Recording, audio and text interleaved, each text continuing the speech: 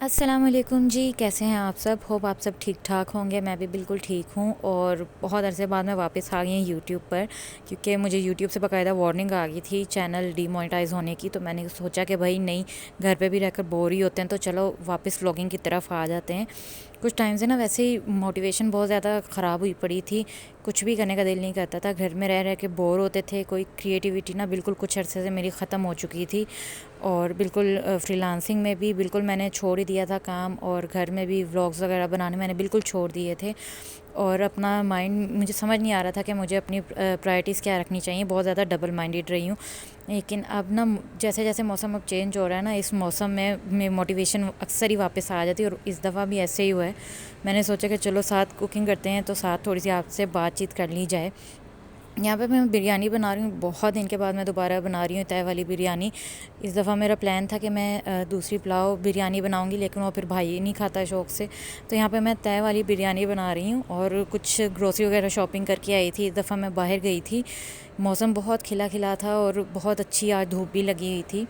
तो मैंने सोचा इस दफ़ा मैं जाती हूँ, थोड़ा सा मूड भी फ्रेश हो जाएगा। और फिर सब कहने लगे कि इस दफ़ा तुम जाओ। तो मैंने भाई से कहा मुझे लॉन्ग ड्राइव पे लेकर जाओ, दूर तक बाइक लेके जाओ, जहाँ जहाँ भी जा सकते हैं क्लियर रोड पर लेकर जाओ।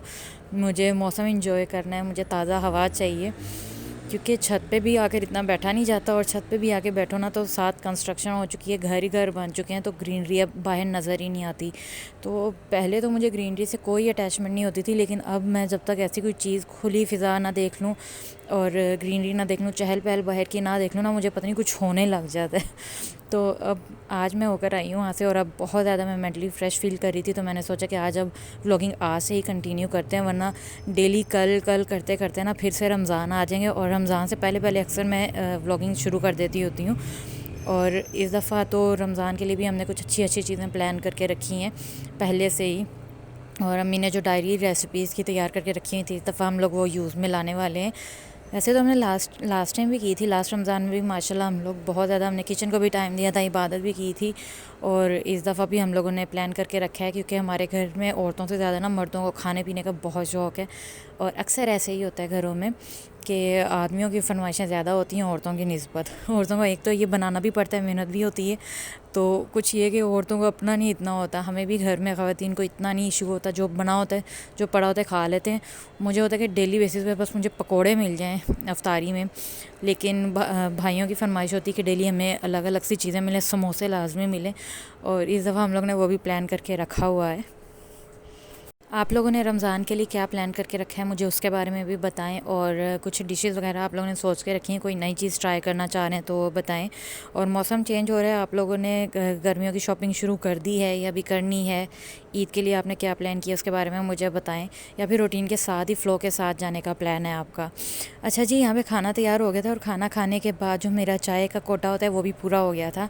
और मैं कुछ चीज़ें आज प्रोडक्ट्स लेकर आई थी, और इतनी मेरी मत मारी हुई थी ना कि मुझे याद ही नहीं रहा कि मुझे पॉन्ड्स नहीं लेना चाहिए, क्योंकि हमने इन प्रोडक्ट्स का बायकॉट किया हुआ है, पर बिल्कुल माइंड में रहा ही नहीं। और इस दफ़ा मुझे फ़ेस वॉश कुछ और ट्राई कर लेना चाहिए, तो मैं पॉन्ड्स का फ़ेस वॉश ले आई हूँ।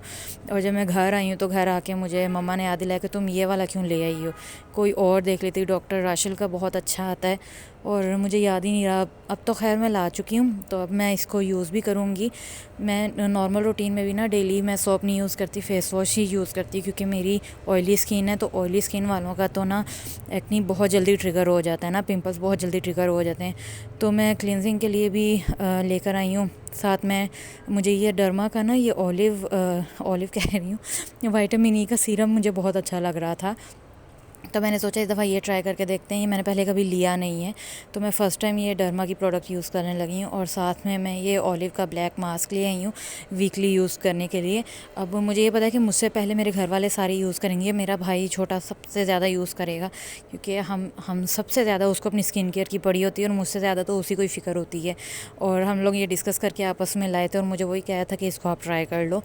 मैंने ऑलिव वालों का पील ऑफ मास्क तो कभी नहीं ट्राई किया, और मुझे लगता नहीं है कि बहुत कोई हाई एंड ब्रांड है, लेकिन इसका ब्लैक मास्क का ये होता है कि ये जो पील ऑफ मास्क होते हैं, जितना आपकी स्किन से जल्दी ये पील हो जाए उतना ही ये अच्छा है। और मोस्टली जो लो एंड ब्रांड्स होती हैं उनके पील ऑफ मास्क ज़्यादा रिलायबल रहते हैं, जो मेरा एक्सपीरियंस है। मैंने एक बहुत अच्छी ब्रांड का यूज़ किया था चारकोल मास्क, लेकिन वो मेरे फेस से फिर इतनी बुरी तरह स्टिक हो गया था कि उसको उतारते हुए मुझे बहुत ज़्यादा दर्द हुआ था, और फिर मुझे बाकी का पैकेट वो फेंकना पड़ा था क्योंकि वो किसी को भी काम नहीं दे रहा था, और बहुत तकलीफ दे था वो एक्सपीरियंस ना।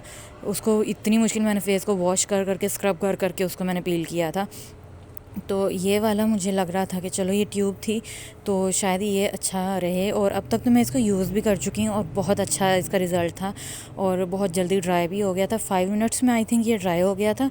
मैंने इसको ना थोड़ा फ़ैन के नीचे खड़ी होकर इसको मैंने ड्राई किया था, और क्योंकि उसके बाद मुझे शावर लेना था तो मुझे जल्दी थी ज़रा, और फिर लगाने के बाद मुझे होता है फ़ौरन ड्राई भी हो जाए और उतार भी लूँ। तो मैंने इसको जब पील किया ना एक ही बार में पूरा मास्क उतर गया था, और वाकई इसने ना वाइट हेड्स मेरे ज़्यादा हो रहे थे नोज़ पे, वाइट हेड्स भी इसने रिमूव कर दिए थे, ऑयल भी कंट्रोल हो गया था।